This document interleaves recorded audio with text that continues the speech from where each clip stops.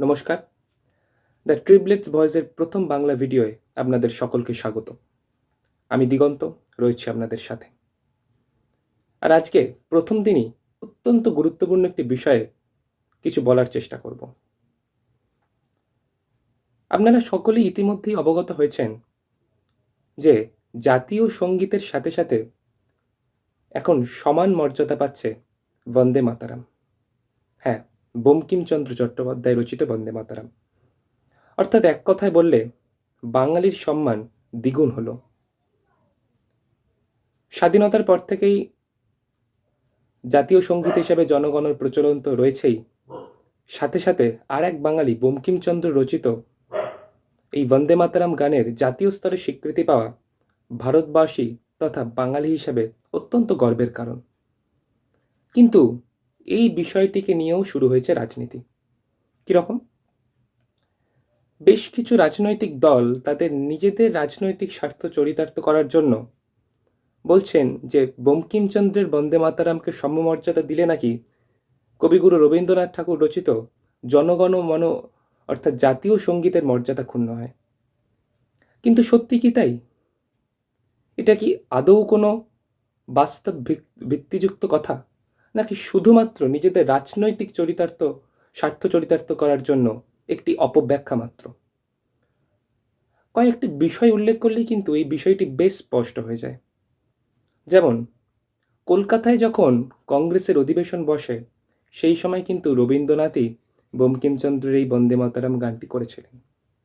তাই এই গানটার স্বীকৃতি পাওয়া কি কবিগুরু রবীন্দ্রনাথ ঠাকুর রচিত জনগণ মন অর্থাৎ বর্তমান জাতীয় সঙ্গীতের মর্যাদাকে ক্ষুণ্ণ করে?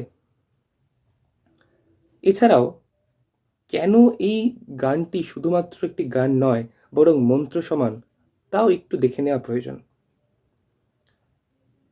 ভারতবর্ষের স্বাধীনতা আন্দোলনে অর্থাৎ পরাধীন ভারতবাসীর আত্মবিস্মৃত ভারতবাসী যে কয়েকটি বই, যে কয়েকটি গান, যে কয়েকটি লেখা থেকে অত্যন্ত প্রেরণা পেয়েছিল, তার মধ্যে অন্যতম হলো আনন্দমঠ এবং সেই আনন্দমঠের মধ্যে থাকা এই গান। যে গান শুনে শিহরণ জেগেছিল ভারতবাসীর মধ্যে।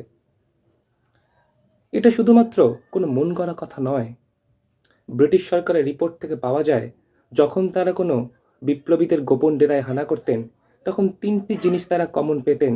তা হচ্ছে শ্রীমদ্ ভগবদ্ গীতা, স্বামী বিবেকানন্দের বর্তমান ভারত এবং বঙ্কিমচন্দ্র রচিত আনন্দমঠ। এবং বঙ্কিমচন্দ্র যখন আনন্দমঠ লেখেন, তার ভাই পূর্ণচন্দ্র চট্টোপাধ্যায়ের লেখনী থেকে জানা যায় যে তখন তিনি বলেছিলেন যে আজ তোরা এর মর্ম না বুঝলেও একসময় এই গান সারা ভারতবর্ষে শিহরণ জাগাবে। আর তাই কিন্তু হয়েছিল। এই বন্দে মাতরম গান গাইতে গাইতেই বহু বিপ্লবী দুবার না ভেবে দেশ মায়ের জন্য নিজের জীবন বাজি রেখেছিলেন। সেটা সত্তরোর্ধ্ববৃদ্ধা মাতঙ্গিনী হাজরা হোক কিংবা যুবতী প্রীতিলতা ওয়াদ্দেদার।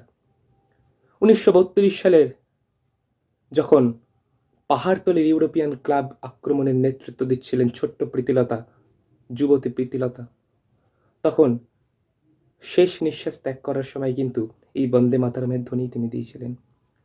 একসময় এই বন্দে মাতরমকে রীতিমতো ভয় পেয়েছিল ব্রিটিশ সরকার। তার এই গানের ওপর আরোপ এনেছিল। 1905 সালে ঢাকায় যখন বেশ কয়েকটি স্কুলে বন্দে মাতরম গাওয়া হয়, তখন রীতিমতো জরিমানা করা হয়েছিল ছাত্রদের উপর।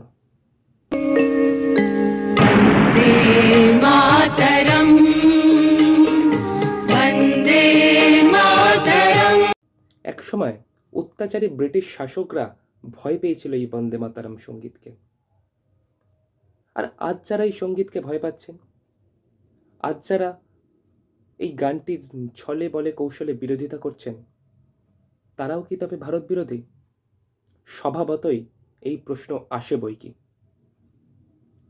আর যাদের মনে প্রশ্ন আসছে এই গানটির মর্যাদা দেওয়া কেন গুরুত্বপূর্ণ ছিল, আদৌ কি দরকার ছিল, তাদের জন্য বলে রাখা প্রয়োজন, আসুন একবার পাতা উল্টে দেখে নিই ইতিহাস কি বলছে।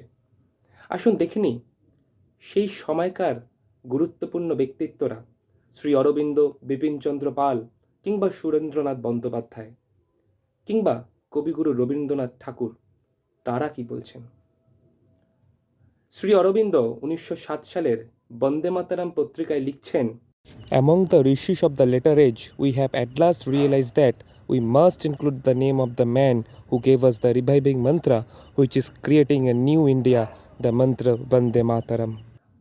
আবার সুরেন্দ্রনাথ বন্দ্যোপাধ্যায় লিখছেন, বন্দে মাতারাম একটি সাহিত্যিক রচনা হলেও এটা শুধুমাত্র সাহিত্য সত্তার মধ্যে সীমাবদ্ধ নয়, এটি পরাধীন ভারতবর্ষকে, আত্মবিস্মৃত ভারতবর্ষকে এক নতুন দিশা দিয়েছিল। এবং এর আরেকটি কথাও বলে রাখা প্রয়োজন, এই বন্দে মাতারাম গানটির সমমর্যাদা পাওয়া আজকের কোনো নতুন উদ্যোগ নয়।